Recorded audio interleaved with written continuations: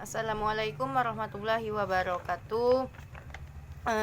Perkenalkan, nama saya Nyanyi Winda Selviana, NIM 2020 143293, kelas 1H PGSD, mata kuliah Pendidikan Agama Islam. Baiklah, di sini saya akan menjawab pertanyaan ujian akhir semester dari Bapak Andi Idham. Apa yang Anda ketahui tentang zakat? Kemudian, jika seorang petani mendapatkan hasil padi yang sudah dijadikan beras sebesar 1000 kg, berapakah zakat yang harus dikeluarkan petani jika menggunakan sawah tada hujan dan sawah irigasi? Baiklah, di sini saya akan membahas tentang zakat. Zakat merupakan salah satu rukun Islam yang keempat, terdiri dari zakat fitrah dan zakat mal. Adapun zakat mal itu dikeluarkan bagi mereka yang memiliki harta kekayaan yang telah mencapai nisab dan haul. Zakat diberikan kepada orang yang berhak menerimanya, yaitu ada 8 golongan. Yang ke-1 fakir, kedua miskin, ketiga amil, keempat mu'alaf, kelima rikob, keenam gorib, ketujuh isabilillah, dan kedelapan ibnu sabil. Sebagai penyuaian jiwa dan harta benda. Selanjutnya, cara mengeluarkan zakat. 1 ton sama dengan 1000 kg beras. Harga pada saat panen sama dengan 6.500. Sementara biaya produksi air, pupuk, pestisida dan lain-lain Rp 1.200.000. Adapun nilai nisab itu 6.528 dikali 6.500 dengan harga panen padi. Jadi hasilnya sama dengan 42.432.000. Rumus total penghasilan dikurang total biaya. Jadi 1000 kg beras dikali 6.500 dikurang 1.200.000 sama dengan 5.300.000. Maka nilai zakat yang ada irigasinya sama dengan 5.300.000 dikali 5%, hasilnya sama dengan 265.000 untuk irigasi. Sedangkan zakat yang harus dikeluarkan untuk tadahan hujan 5.300.000 dikali 10% sama dengan 530.000 rupiah. Oke, selanjutnya soalan nomor 2. Apa saja yang perlu diperhatikan sebelum harta waris dibagikan? Kemudian, jika seorang suami mati lalu meninggalkan harta sebanyak 100 juta, lalu ia meninggalkan 1 orang istri, 2 anak laki-laki dan 1 anak perempuan. Berapakah pembagian harta masing-masing? Baiklah, hal yang perlu diperhatikan sebelum harta waris dibagikan, yaitu 1, menyelesaikan urusan jenazah, kedua, menyelesaikan hutang piutang, dan yang ketiga, membayar biaya pengobatan atau perawatan. Dan keempat, membayar pemakaman jenazah, dan yang kelima, memenuhi wasiat semasa hidupnya jika ia bernazar. Dan yang terakhir, memisahkan harta bawaan dan harta gonogini. Cara pembagian harta yaitu hutang berkaitan dengan harta Rp 20 juta. Misal, hutang yang tidak berkaitan dengan harta Rp 5 juta, penyelenggaraan jenazah Rp 4 juta.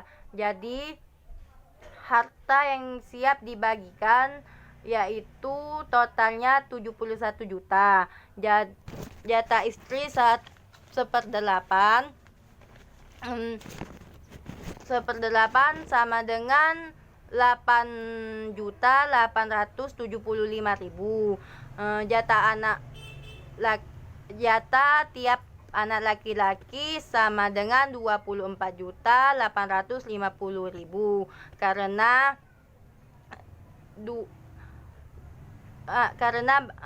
lebih besar daripada anak perempuan. Jatah anak perempuan itu sama dengan 12.425.000. Jadi itulah total harta yang harus didapatkan oleh anak dan istri yang ditinggalkan oleh suaminya. Referensi waris itu dijelaskan dalam Al-Quran, surah An-Nisa ayat 11, 12, dan 176. Selanjutnya soal nomor 3. Apa yang Anda ketahui tentang akhlak? Baik itu akhlak kepada Allah, akhlak kepada manusia, dan akhlak kepada alam semesta. Akhlak ialah mencerminkan sikap atau tingkah laku seseorang. Akhlak kepada Allah atau hablum minallah. Sebagai manusia kita harus meyakini bahwa Allah itu Tuhan yang Maha Esa, yang banyak memiliki ciptaan-ciptaan. Kita sebagai manusia harus menjalankan apa yang diperintahkan oleh Allah Subhanahu wa taala, dan kita harus bersabar dan menerima lapang dada terhadap apa yang diberikan oleh Allah kepada kita atau cobaan kepada kita. Kita harus sabar, harus menerima dengan lapang dada, dan kita harus husnuzon kepada Allah dan atau berprasangka baik kepada Allah. Kemudian akhlak kepada sesama manusia. Kita sebagai manusia harus saling tolong menolong. Pepatah pun mengatakan, khairun nas anfa'anhum linnas, yang artinya sebaik-baik manusia adalah manusia yang bermanfaat bagi manusia lainnya. Contoh, misalkan tetangga kita tidak punya nasi, maka kita harus berbagi. Nah, jika ada orang yang membutuhkan pertolongan, maka kita harus tolong menolong, karena dalam Islam kita diajarkan harus tolong menolong. Kemudian akhlak kepada alam semesta atau hablum minal alam. Sebagai manusia ciptaan Allah, kita harus menjaga dan melestarikan alam yang telah diciptakan oleh Allah Subhanahu wa taala dan menyayangi ciptaan-ciptaannya lainnya, dan kita harus menjaga dengan sebaik-baik mungkin, karena ciptaan Allah itu sangatlah indah. Maka kita harus menjaga dan menyayangi makhluk ciptaan Tuhan lainnya. Oke, selanjutnya soal nomor 4. Apa yang Anda ketahui tentang takwa? Takwa adalah menjalankan segala perintah Allah Subhanahu wa taala dan menjauhi larangannya, baik itu ada orang maupun tidak ada orang. Itulah yang dinamakan dengan takwa. Ciri-ciri orang yang bertakwa itu mendirikan sholat, beriman kepada hal yang gaib, dan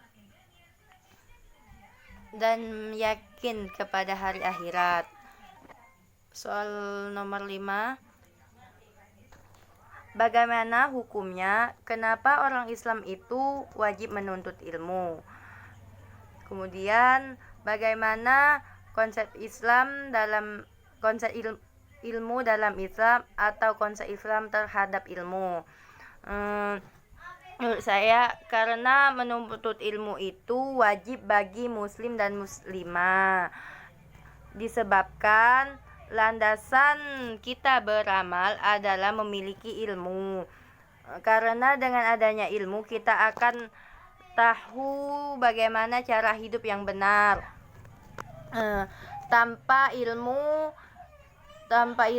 hidup kita akan mengalir begitu saja, tanpa kita mengetahui bagaimana sesungguhnya maksud dan tujuan Allah memberikan kehidupan kepada kita. Konsep ilmu dalam Islam itu memiliki landasan pokok melalui Al-Quran dan Sunnah, bersumber dari alam fisik dan metafisika, diperoleh oleh indera, akal, dan hati.